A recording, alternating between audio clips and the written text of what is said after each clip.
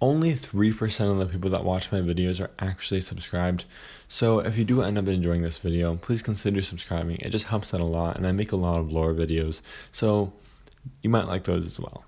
Now let's get into the video.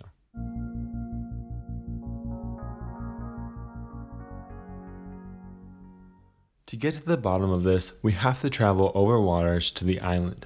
The island was discovered in 1843 by a pioneer named Gorfie Jr. That name sounds familiar. I checked my corporate book, but I only found a Gorf Jr. In a game where there is no other way to tell, I figure if they have similar names, they must be related.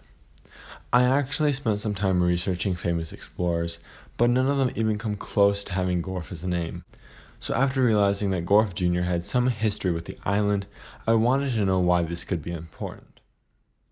You've got mail. I spent the day at the corporate office delivering mail, and my first delivery was actually addressed to Gorf Jr., so I got excited and looked into the exact type of mail he got.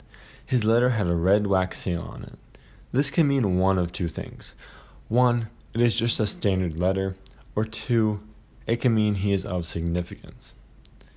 I know other employees get the same type of letter, but coupled with his history, I'd say he's rather important. Now let's move on to Sasquatch's family. I promise it all ties together. So the only big clue comes from the painting in your cabin at the start of the game. You don't need to look far to think that this alludes to your original home being in the mountains. And the mountains, well, we already know that there is a rundown cabin there. There is actually no evidence to support this being the case. When the game starts, it is actually a mystery project that you have to uncover. This means that the ducks would have no prior knowledge of its existence. If you lived there as a small child, the house could not be fixed, as a raccoon is the only animal who seems to have access to tools. So why did you move out of your cabin in the mountains, you may ask? This answer is not directly stated in the game, but in an interview with the team at Race 7, it was confirmed that they took inspiration from many games, one of which is Solid Metal Gear. That's why I believe Sasquatch's parents were killed. At least allegedly.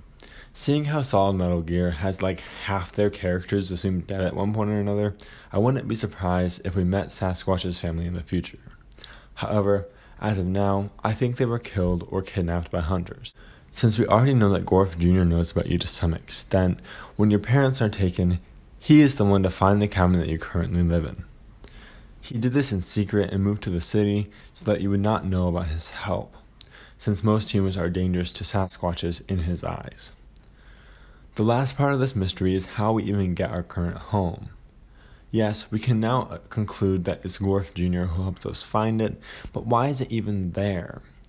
As you may notice, the mayor is ending his term and will not be running again.